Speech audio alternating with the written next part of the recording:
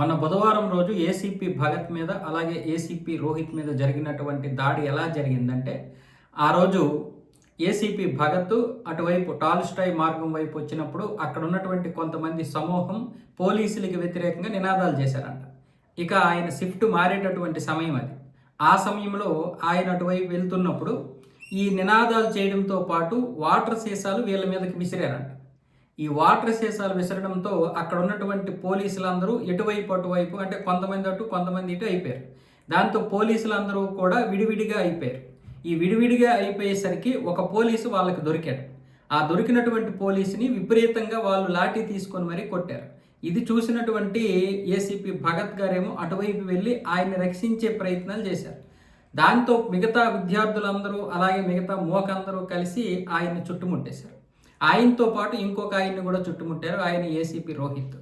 వీళ్ళని ముగ్గురిని టార్గెట్ చేసి అందరూ ఒక్కసారిగా వీళ్ళ మీద దాడి చేసి వీళ్ళ దగ్గర ఉన్నటువంటి లాఠీలు కూడా తీసుకొని మొత్తం వీళ్ళ మీదే దాడి చేస్తే అప్పుడు ఏసీపీ భగత్ ఆ ఇద్దరు పోలీసులు రక్షించే క్రమంలో ఈయన కొంతవరకు గాయపడ్డారు. మొత్తానికి వాళ్ళని బయటికి తీసుకొని వచ్చేసారు.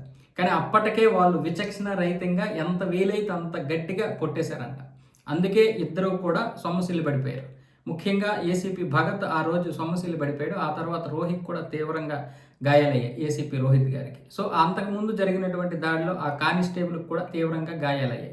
ఆ విధంగా తెలివిగా ఈ వాటర్ సీసాలు పట్టుకొని వచ్చి పోలీసులు విడదీసి ఒక్కొక్కరి మీద ఈ విధంగా దాడి చేశారనమాట. ఎంత పక్క ప్లాన్తో వచ్చారు చూడండి.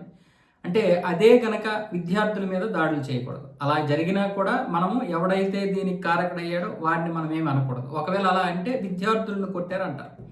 అందులో నిజంగా ఉగ్రవాదులు ఉన్నా సరే వాళ్ళు విద్యార్థులే అవుతారు. అప్పుడు ఇలాంటివి వాళ్ళు ఏం చేస్తారంటే ఎస్టాబ్లిష్ చేసుకుంటారు అలాంటి వీడియోలు. కానీ ఈ వీడియోలను మాత్రం ఎవడో ఎస్టాబ్లిష్ చేయడు. ఈ సీసీ కెమెరా ఫుటేజ్ చూసిన తర్వాత ఈ నిజాలన్నీ బయటకు వస్తున్నాయి.